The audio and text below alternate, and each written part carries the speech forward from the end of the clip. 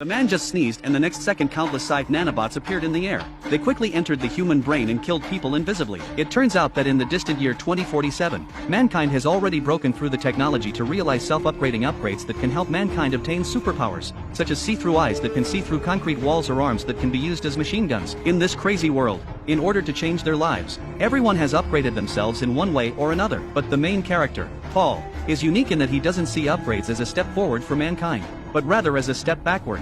And for that reason, he's always been a traditional do-it-yourselfer who makes his living by tinkering with old automobiles. But he never knew that he was about to become the world's most advanced rebuilder. That day, he delivered cars to customers as usual, and to make it easier for him to get home, he took his wife and her smart car with him, thinking that he would take her car home after the delivery. Unbeknownst to him, the client was Carter, the founder of the world's largest AI company. This surprised his wife, who also works in AI, and Carter is a legend in the industry, and she admired Carter's work. When Carter heard that he was a fan, he didn't mince words and immediately showed them his latest development, a cross-generation chip that could do anything and drive anything. But Paul mocked that this thing will only make more people unemployed, not knowing that he himself will be the first to use the chip. On the way home, the smart car makes a mistake and takes them down a narrow road. The two men immediately slammed on the brakes, but it didn't work. Instead of stopping, the car accelerated into a roadblock, and the next second they were on their backs with the car. That's not the point. The point is that just then a group of unfriendly and mysterious people suddenly appeared and roughly dragged Paul and his wife out of the car, thinking they were robbers.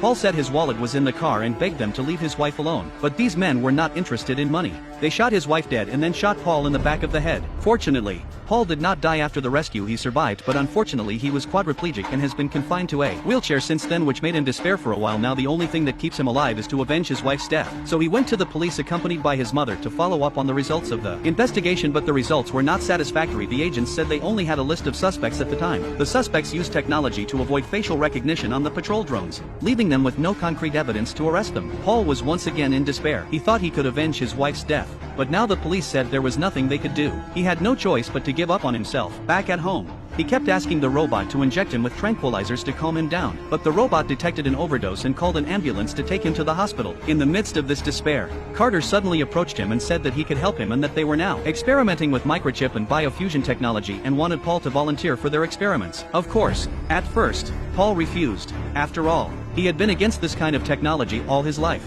but thinking about his wife's tragic death, he still joined the experiment. After all, this is the only way to avenge his wife's death.